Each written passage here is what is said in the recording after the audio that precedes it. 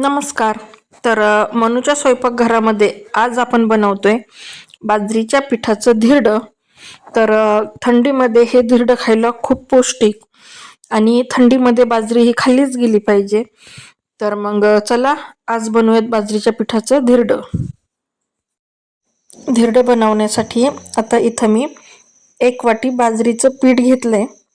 त्याचबरोबर 4-5 लसणाच्या पाकळ्या, एक छोटा कांदा इथं मी उभा चिरून घेतलाय, 4-5 हिरव्या मिरच्या, चवीप्रमाणे मीठ, पाव चमचा हळद, 1 चमचाभर तीळ घेतलेत, थोडीशी कोथिंबीर घेतली आणि एक मोठा बटाटा इथं मी साल काढून चिरून घेतलंय.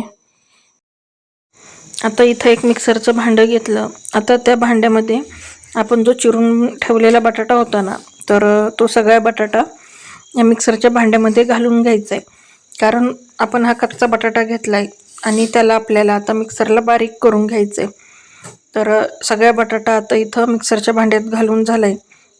त्याच्यात आता आपण जो कांदा चिरून ठेवला होता तो कांदा घालून घ्यायचा आहे. त्याचबरोबर मिरची घालून घ्यायची. तिखट तुम्ही तुमच्या आवडीनुसार कमी जास्त करू शकता.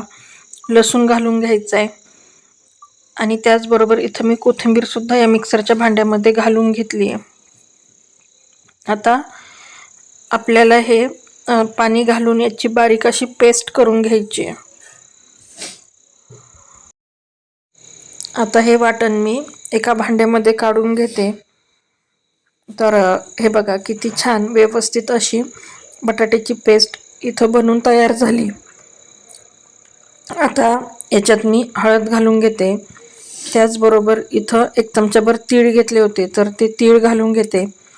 चवीप्रमाणे मीठ घालायचं आहे आणि आता आपण बाजरीचे धिरडे करतोय, बाजरीचं पीठ घालून घ्यायचे. हे पीठ मी अगोदरच चाळून घेतलं होतं. सुरुवातीला याच्यात अजिबात पाणी घालायचं नाही आहे. अगोदर याला चांगलं मिक्स करून घ्यायचं. या पद्धतीने इथं मी सगळं पीठ व्यवस्थित असं मिक्स करून घेते. आता याच्यात आपल्याला जसं लागल तसं थोडं थोडं पाणी घालून घ्यायचं आहे. पण काय झालं, साहित्य सांगताना मी दही विसरले होते. इथं मी आता याच्यात 2 चमचे दही घालून घेते. दह्याने ह्या धिरड्याची टेस्ट ना खूप छान येते. दही घातल्यानंतर पुन्हा एकदा मी याला व्यवस्थित असं चांगलं मिक्स करून घेते. आता याच्यात आपल्याला जसं लागल तसं थोडं थोडं पाणी घालून घ्यायचं आहे आणि आपण जसं डोशाचं पीठ भिजवतो किंवा डोशाचं जसं पीठ असतं तसं आपल्याला इथं हे पीठ बनवून घ्यायचं आहे. हे बघा या पद्धतीने इथं मी सगळं पीठ व्यवस्थित असं चांगलं मिक्स करून घेतलंय. खूप पातळ पण नाही आणि खूप घट्ट पण नाही, असं इथं मी हे पीठ बनवून घेतलंय. आता याचे आपण धिरडे बनवून घेऊयात.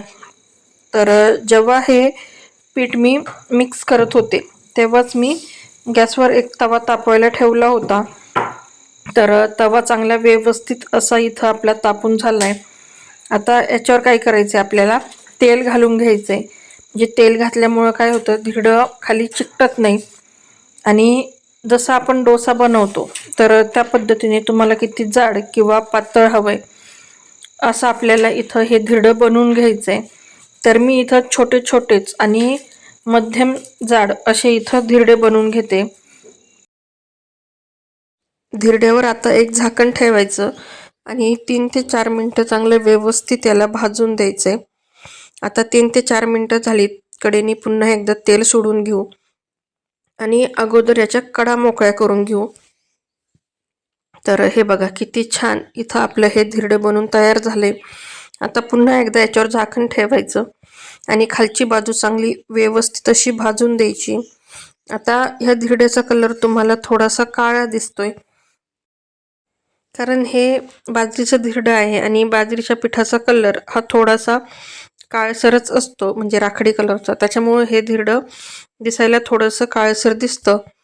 अशा पद्धतीने इथं आपलं बाजरीच्या पिठाचं धिरडं बनवून तयार झालंय. आता याच पद्धतीने राहिलेले जे धिरडे होते ते मी इथं बनवून घेते. तर थंडीमध्ये खाण्यासाठी हे बाजरीचे धिरडे खूप असे पौष्टिक आहेत. तर इथं मी या धिरड्यांबरोबर खाण्यासाठी खोबऱ्याची चटणी बनवली आहे. तर तुम्ही हे धिरडे शेंगदाण्याच्या चटणीबरोबर सुद्धा खाऊ शकता. तर आजची ही रेसिपी तुम्हाला कशी वाटली हे मला कमेंट करून नक्की सांगा. आणि व्हिडिओ थोडा जरी आवडला असेल तर मनूचं स्वयंपाकघर या माझ्या चॅनलला नक्की सबस्क्राईब करा आणि बाजूला जे बेल आयकॉन आहे त्यावर क्लिक करा. त्यामुळे माझ्या येणाऱ्या नवनवीन व्हिडिओचं पहिलं नोटिफिकेशन तुम्हाला मिळेल.